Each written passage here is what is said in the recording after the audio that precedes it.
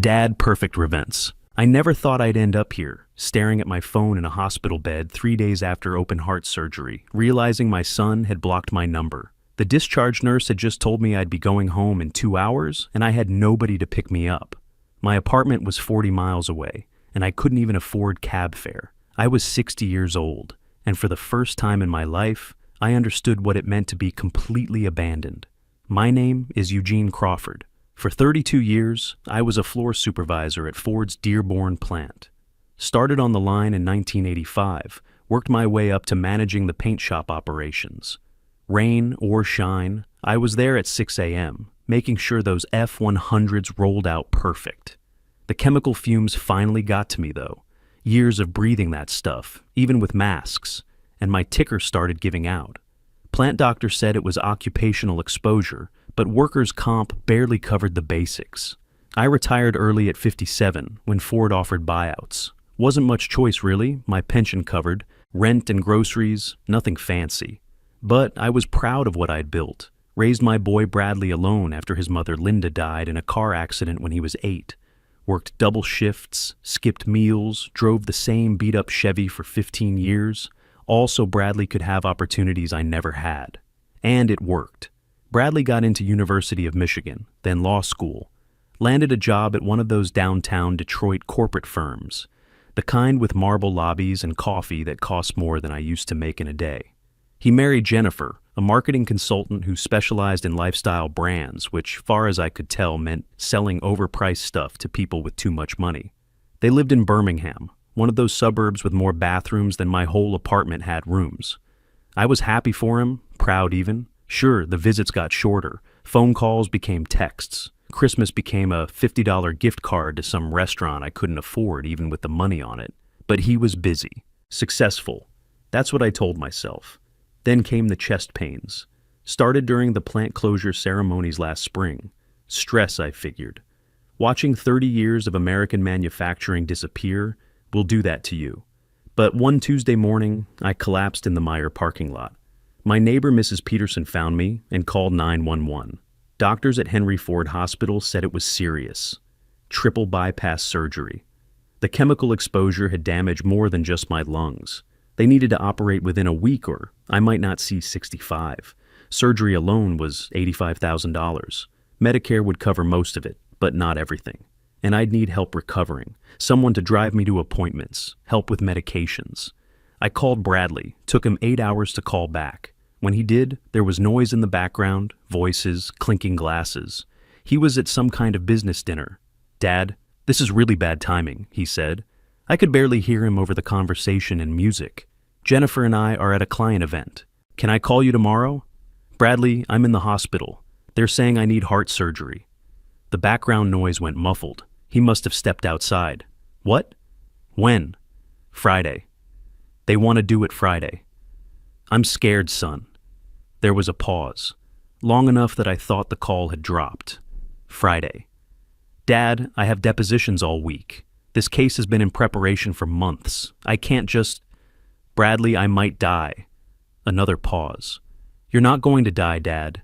You're tough as nails. You survived 32 years at Ford, didn't you? Look, I'll try to visit over the weekend after the surgery, okay?" He didn't visit that weekend, or the next. He sent a text the morning of my surgery. "Good luck, Dad. You've got this." That was it. No call, no visit, nothing. The surgery was terrifying. They cracked open my chest, rerouted everything, and when I woke up, I felt like I'd been hit by a freight train. But worse than the physical pain was the emptiness. I was in a recovery room with 3 other guys. All of them had families crowded around their beds, wives holding hands, kids bringing flowers, grandchildren showing off school projects. My bed had nobody, just machines beeping and a window that looked out at the parking structure. On the 3rd day, Ruth Baker came in. She was one of those no-nonsense nurses who'd seen everything. She'd been checking on me regularly, and I think she'd noticed I never had visitors. "Mr. Crawford," she said, reading my chart. "You're being discharged this afternoon. We need to know who's picking you up and what your home care situation looks like." "I'll figure it out," I said. She looked at me over her reading glasses. "You just had major heart surgery. You can't drive. You can't lift anything over 5 pounds. You need someone checking on you for at least a week. I'll manage. Mr. Crawford, this isn't optional. Hospital policy. We can't discharge you without a care plan. Then I'll call a cab. My apartment's on the first floor. Ruth sighed. Do you have anyone? Family? Friends? I thought about lying, but what was the point? My son, but he's busy. She didn't say anything. She'd heard that before, I'm sure. Give me an hour. Let me see what I can do. I lay there feeling humiliated. 60 years old, and I couldn't even arrange a ride home from the hospital. Spent my whole life being independent, never asking for help. Now I was completely helpless. I thought about calling Bradley again, but my pride wouldn't let me. If my own son couldn't be bothered to check on me after major surgery, I wasn't going to beg. That's when Dr. Kenneth Morrison walked in. I'd met him briefly before surgery. He was the cardiac surgeon who'd done the operation, late 60s, silver hair. The kind of presence that made you feel calmer just by being in the room. Usually had residents trailing behind him, but today he was alone. "Mr. Crawford," he said, pulling up a chair next to my bed. "How are you feeling?" "Like someone cracked open my chest," I said. He smiled slightly. "That's accurate. I did crack open your chest and put it back together quite nicely, if I do say so myself." He picked up my chart, scanned it, then set it down. "Ruth tells me you're having trouble arranging transportation home. I'll figure something out. She also tells me you live alone, 40 miles from here, no family support." Dr. Morrison was quiet for a moment. He had this way of looking at you like he could see right through whatever you were trying to hide. "Mr. Crawford, I'm going to be direct with you. You cannot go home alone, not yet. You need someone checking on you, helping with medications, watching for complications. Without that, you have a significant risk of readmission, or worse. What do you suggest? I can't afford a nursing facility. My pension barely covers rent." He leaned back in his chair. "I have a suggestion. It's unconventional, but hear me out." He paused, choosing his words carefully. "I have a large house, more space than I know what to do with since my wife Sharon passed. I also have a full-time nurse on staff for my own health needs. What if you stayed with me for the next 2 weeks, just until you're stable enough to manage on your own?" I stared at him. "I'm sorry, what?" "You'd have your own room, proper care, meals, everything you need to recover safely." "Dr. Morrison, I can't. That's not. Why would you even offer that?" He stood up and walked to the window, hands in his pockets. "Let me ask you something. Do you remember working as a temp at the River Rouge plant about 35 years ago? Summer of 1989? I was confused by the change in subject. "Yeah, I worked a summer there during a layoff." "Why?" "There was a young guy there, college student, working nights to pay tuition. Broke as dirt." "Sure, I remember. Lots of college kids worked summers." He turned to face me. "January 1990. Coldest winter in 20 years. That student was back at University of Michigan, pre-med, living in a dump apartment, working at a gas station, to pay for books. One day, he found an envelope in his mailbox, no return address. Inside was $500 in cash and a note that said, 'Keep going. Someone believes in you.' My chest tightened, and it had nothing to do with the surgery. That was 35 years ago. How do you... I was that student, Mr. Crawford. That $500 paid for my organic chemistry textbooks and kept me from dropping out. More importantly, it came at a moment when I was ready to quit. I was exhausted, broke, and starting to think I'd made a terrible mistake trying to become a doctor. That money, that note, it kept me going. I didn't know what to say. I'd done that a few times over the years. When I saw someone really struggling, I'd scrape together what I could and leave it for them. Never wanted credit, never told anyone. I'd forgotten about most of them. "I never forgot that kindness," Dr. Morrison continued. "I didn't know who sent it until 2 weeks ago when I was reviewing your file before surgery. I saw your name and remembered. Eugene Crawford, Ford Motor, summer temp at Rouge. I went through my old journals. Yes, I keep journals, and confirmed it. Same name, same plant. You didn't have to remember that, but I did. It wasn't a debt. I didn't do it for payback, I know. But I'm offering anyway. 2 weeks, let me help you recover. Consider it one act of kindness repaying another." I wanted to say no. Pride is a funny thing. Even when you're desperate, it makes you want to refuse help. But I was tired, so tired. and the thought of struggling alone in my apartment, trying to manage medications I could barely afford, climbing stairs I could barely handle, it terrified me. "Okay," I said quietly. "Thank you." Dr. Morrison smiled. "Good. I'll make the arrangements. We'll get you moved this afternoon." That afternoon, Gary Foster, Dr. Morrison's driver, picked me up in a Mercedes that was probably worth more than I'd made in 5 years. The drive took about 25 minutes through neighborhoods I'd only seen on TV, tree-lined streets, houses set back from the road, gates and circular driveways. Dr. Morrison's house wasn't just big. It was a mansion, 3 stories, stone and brick, gardens that looked like they required a full-time staff. Gary helped me inside where Helen Miller, the nurse, was waiting. Professional, but warm, she showed me to a guest room on the first floor that was larger than my entire apartment. "Dr. Morrison thought you'd be more comfortable down here," Helen explained. "No stairs, bathroom right through that door. I'm just down the hall if you need anything."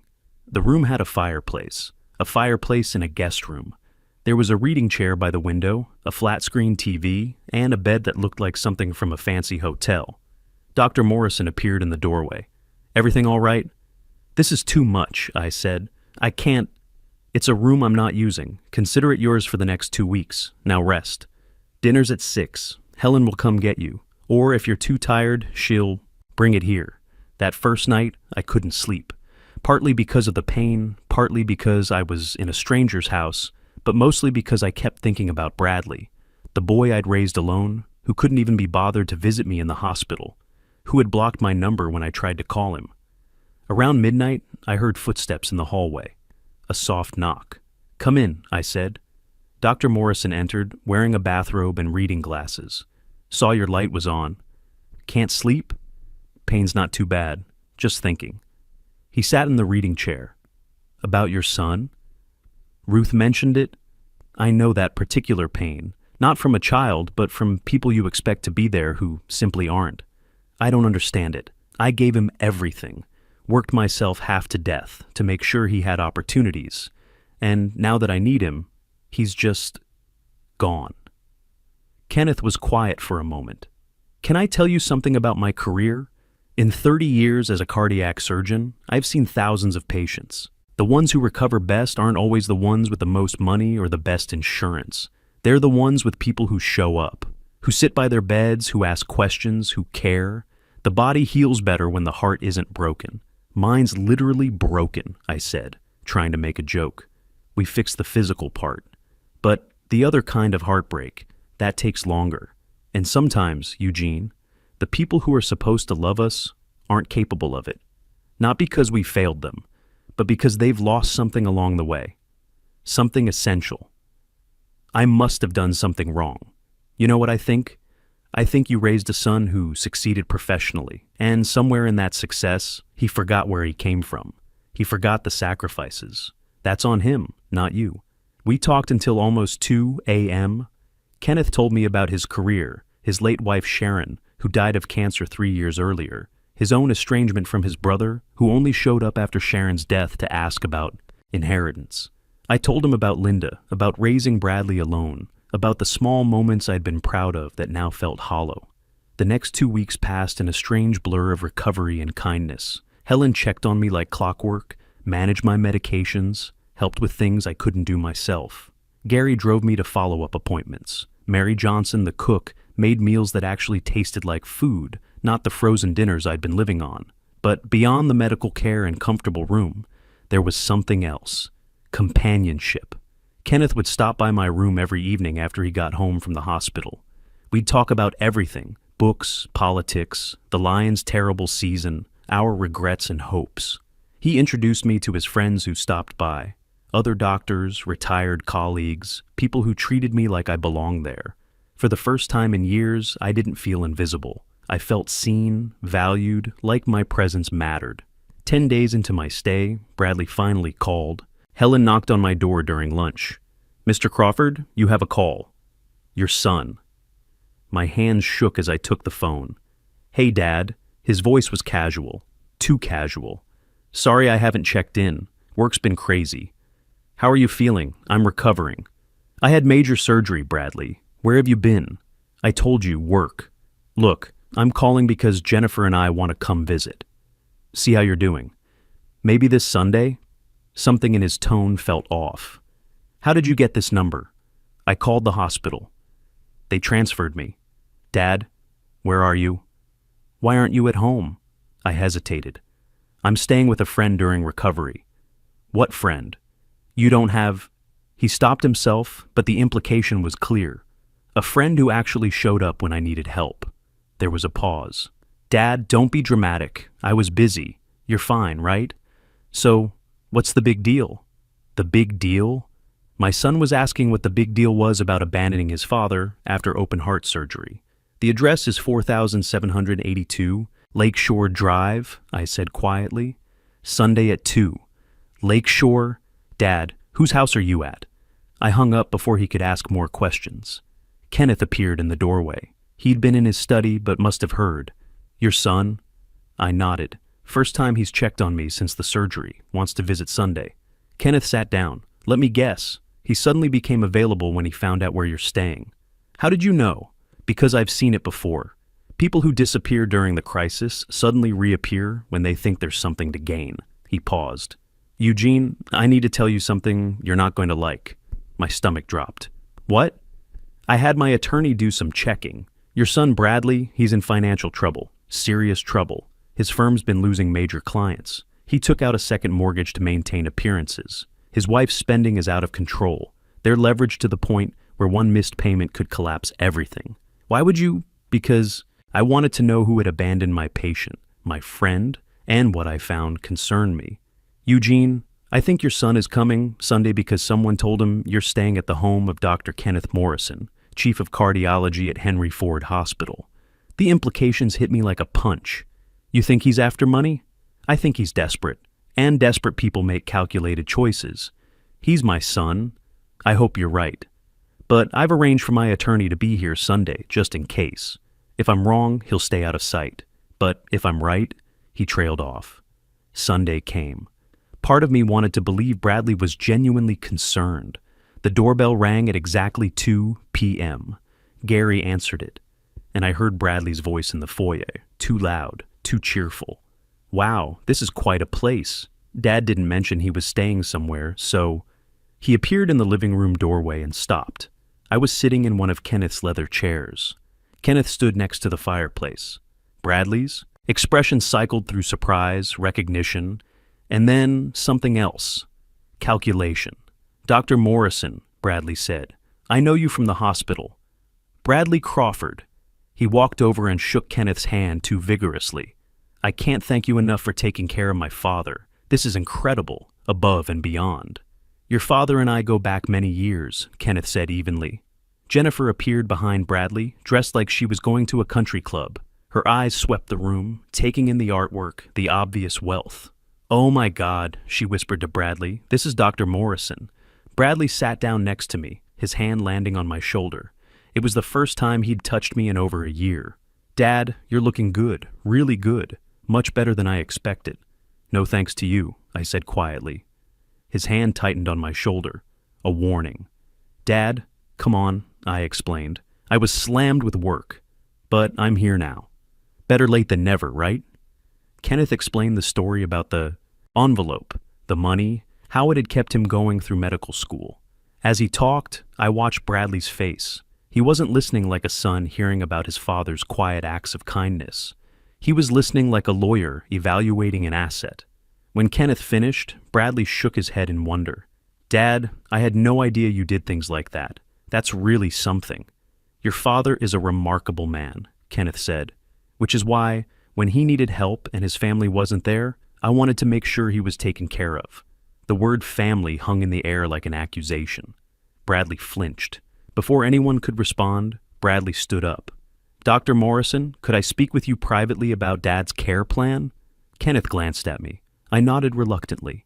In Kenneth's study, Bradley closed the door and got straight to the point. Dr. Morrison, I want to be direct. I know my father can be proud, stubborn. He probably hasn't told you, but he's not doing well financially. His pension barely covers rent. He's got medical bills that'll bury him. I'm aware, Kenneth said, settling behind his desk. Right. So here's what I'm thinking. You clearly care about my dad. What if he stayed here permanently? You get companionship, he gets security. Everyone wins. Interesting proposal. Where do you fit in this arrangement? Bradley hesitated. Well, I'm his son. Obviously, I'd need to be involved in any major decisions. Power of attorney, that kind of thing, to protect Dad's interests. His interests or yours? I don't appreciate what you're implying. I'm not implying anything, Bradley. I'm stating it directly. You disappeared when your father needed you most. Now you're proposing an arrangement that would give you legal control over his affairs. Bradley's face reddened. You don't know anything about my relationship with my father. I know he called you from the hospital, terrified, and you were at a business dinner. I know he spent 3 days post-surgery with no visitors. I know he couldn't get a ride home because his son blocked his number. You had no right? I had every right to protect my friend. Kenneth opened a drawer and pulled out a folder. I'm going to make you an offer. One time only. He slid the folder across the desk. That's a check for $75,000. It'll cover your immediate debts, buy you some breathing room. Bradley opened the folder, his hands trembling as he saw the check. There are conditions, Kenneth continued. First, this money is for necessities, not maintaining a lifestyle you can't afford. Second, you will repair your relationship with your father, not because he's staying with a wealthy man, but because he's your father. Third, you will never ask him or me for money again. Why would you do this? Because your father would want me to help you. Even after everything, he still loves you. I'm doing this for him, not you. And if I don't accept the conditions, then you leave with nothing. And I'll make sure your firm knows exactly why you suddenly have an interest in your father's welfare. Bradley stared at the check, then at Kenneth, then back at the check. Finally, he folded the folder. I need to think about it. You have until you walk out that door. They returned to the living room. Bradley's face was unreadable. Jennifer immediately jumped up. Well, what did you two talk about? Nothing important, Bradley said. He looked at me. Dad, can we talk alone? We went out to the garden. It was a beautiful afternoon, warm for March in Michigan. Bradley was quiet for a long time. Dad, I'm sorry, he finally said. For what, specifically? For not being there? For everything. He sat down on a stone bench. Dad, I'm not the success you think I am. The firm's struggling. I made bad investments. Jennifer spends money faster than I can make it. We're drowning in debt and I couldn't face you. I couldn't look you in the eye and admit I'd screwed up everything you sacrificed for. So you just disappeared. I know it was cowardly. I told myself I'd visit after I got things under control. But things never got under control. And you thought you could use me. Use my connection to Kenneth. He nodded, not meeting my eyes. Yeah. And Dr. Morrison just offered me $75,000 to help with my debts. Are you going to take it? I don't know. The conditions they're fair, but they're hard. He wants me to fix our relationship, to actually be your son again. And you don't think you can do that? I don't know if I deserve to. I sat down next to him. Bradley, when your mother died, I didn't think I could go on. But I had you, and I made a choice. I could wallow in my grief, or I could be the father you needed. So I chose you. Every single day, I chose you. That's what makes this worse. Let me finish. I chose you, and I'd do it again, because that's what love is. It's choosing someone even when it's hard, even when they disappoint you. I looked at him. You failed me, Bradley. You hurt me more than I knew I could be hurt. But you're still my son, and if you want to repair this, not because Kenneth is making you, but because you want to, then I'm here. Bradley started crying. Real tears. I'm so sorry, Dad. I'm so sorry. I put my arm around him, careful of my healing chest. I know. Now, what are you going to do about it? Bradley took Kenneth's offer. Over the next 8 months, he called me every Tuesday and Thursday.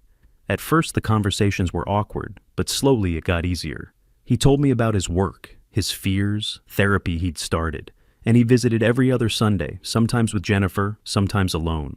A year after my surgery, Kenneth asked if I'd consider staying permanently. Eugene, I have more space than I need and more money than I can spend. You have companionship to offer and stories I want to hear. Why not make this official? I thought about my apartment, the thin walls, the loneliness. Then I thought about the last year, conversations over breakfast, watching games together, having someone who actually wanted me around. Okay, I said. On one condition, I pay rent, $400 a month from my pension. Kenneth laughed. Eugene, my property taxes are more than your annual pension. $400 a month or I'm not staying. He sighed. You're the most stubborn man I've ever met. Fine, I'll donate it to charity in your name. When Kenneth passed peacefully in his sleep 5 years later at 76, it felt like losing a brother. At the will reading, I learned he'd left me everything. The house, the medical buildings, investments worth more than I'd earn in 10 lifetimes. His attorney handed me an envelope. Inside was a note. Eugene, 35 years ago, you gave me $500 and hope. I'm leaving you everything because you taught me that family isn't about blood. It's about showing up. Use this wealth to help others. Be someone's miracle. Today I still live in Kenneth's house, my house now. I've set up a foundation providing grants to medical students from working families. Every recipient gets an envelope with $500 and a note. Someone believes in you. Keep going. Bradley visits every Sunday with his daughter Sarah. They named her after my late wife Linda. She calls me Grandpa Gene and asks me to tell her stories about Uncle Kenneth. Bradley and Jennifer downsized, got their finances straight, and he's learned what really matters isn't the size of your house, but who's sitting at your dinner table. We save each other. Not with grand gestures, but with small acts of kindness when no one's watching. With showing up when it's hard. With choosing someone every day, even when they disappoint you. My son almost lost me, but he found me again. I almost lost everything, but found something better. A brother, a purpose, a real family built not from blood, but from choice. All because I collapsed in a parking lot, and a doctor remembered my name from an envelope he'd received 35 years ago. Sometimes the smallest acts of kindness create the biggest ripples. A $500 envelope changed 2 lives across 35 years, proving that what we give away in our darkest moments often comes back to save us when we need it most. Real wealth isn't measured in dollars, but in who shows up when you're broken, and true family isn't built from blood, but from the daily choice to love someone even when they've failed you.